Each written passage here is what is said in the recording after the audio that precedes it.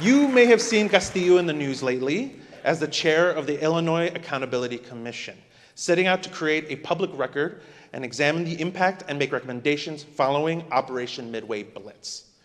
Judge Castillo has a storied legal career, practicing at Jenner and Block in Chicago, with the Mexican American Legal Defense Fund, or MALDEF, at Kirkland and Ellis, and later at Ackerman LLP. In 1994, Rubén Castillo was nominated to the U.S. District Court by President Bill Clinton and became the first Latino federal judge in Illinois. So put your hands together for Rubén Castillo.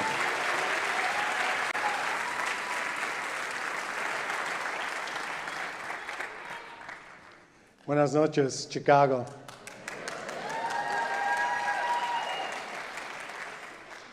It's a privilege to be here.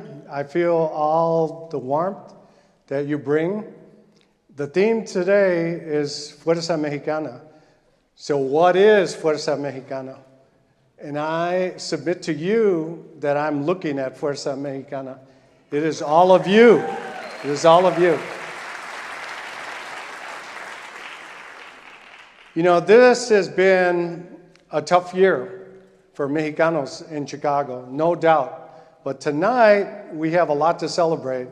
As you saw the previous speakers, and I'm following Michael, and I'm glad I don't have to do any dancing. You know, for me, when I think of Fuerza Mexicana, I think of my father. And my father came to Chicago in the 50s.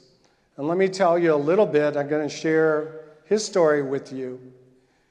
I miss him every day. I lost him about 2 years ago, but not till he got well into his 90s. So he lived a very full life. But it started with him having to make a very difficult choice. He grew up in a small town in Oaxaca. And yeah, for los oaxaqueños. And his mother was a widow with 5 boys to raise.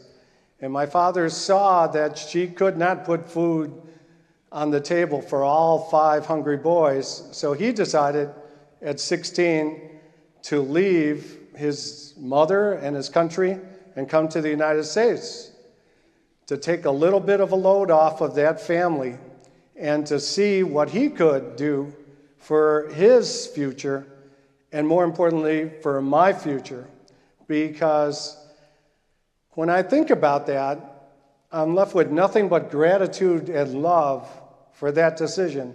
Because if someone were to come to me and say, this is your choice, you're going to leave your mother, you're going to go to a country where you don't know the language, and you're going to be treated very harshly and discriminated against, and you're going to work very hard.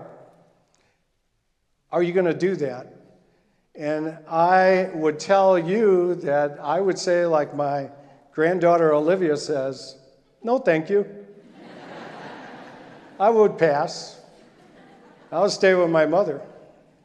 Because I know, despite all the titles that I've been gratified to hold in my life, the best titles among our gente are the titles that come from family. To be a mother, a mama, which we're going to celebrate Mother's Day on Sunday. To be a padre, a papa. But better yet, there's an even better title to have. Being an abuelo, an abuela. Those are the titles. Those are the titles that mean the most in our culture. That's because we believe, as my father believed, in family, love, and hard work. And those are the traits that my father showed me over the years.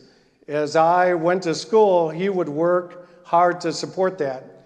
And he would always say, con ganas, hijo, con ganas. If you were going to do a job, you were going to do it with everything you had, or you weren't going to do it. You had to apply yourself. So if I had any advice to give to young people is, as you saw, Michael has applied himself tremendously and is making great advances. So I know our future is great. And with all our speakers, they've applied themselves and they've followed my dad's good advice. But, you know, when I think of my father attending different ceremonies where I was the beneficiary, when I became a federal prosecutor, or when I went to Maldives, or when I was sworn in as a district court judge, or better than that, sworn in as the chief judge in Chicago, or at the Supreme Court, sworn in to a commission called the United States Sentencing Commission as the first Latino. When I would look, thank you, when I would look at him at those ceremonies, and I would see in his eyes pride, or as we say in Spanish, orgullo. And I would return with my eyesight the same pride and orgullo in him, just like I have the same orgullo in the speakers we have heard from and that we're going to hear from very shortly. That's how we operate. That's how we roll. We believe in orgullo for the members of our family, for other people in our community who are succeeding. I will tell you that when I would preside over trials and we would pick a jury and I would have a Latino or Latina among that jury pool, they would look up at me on the bench and I could see the orgullo in their eyes, but I in turn returned it to them because I was just as proud of them serving on that jury. And I will tell you, despite all those ceremonies my father was privileged to attend, and he loved doing that, he felt stronger about other ceremonies. And they were called graduations. Because when he attended, and he had never attended his own graduation from any school, but when he attended my graduations, but better than that, when he attended his grandchildren's graduations, that's when he felt that special feeling to see his granddaughter graduate from college, get a master's degree, or to see his grandson also graduate from college, get a master's degree and a law degree. That's when he was the happiest. But he believed in education like you wouldn't believe. So I'm just going to share two stories that will bring that home. One was when I was a young man trying to help him fix his car. And I will tell you, my father had mechanical skills that somehow passed my generation. I have none. So he asked me for a certain tool, and I got him the wrong tool.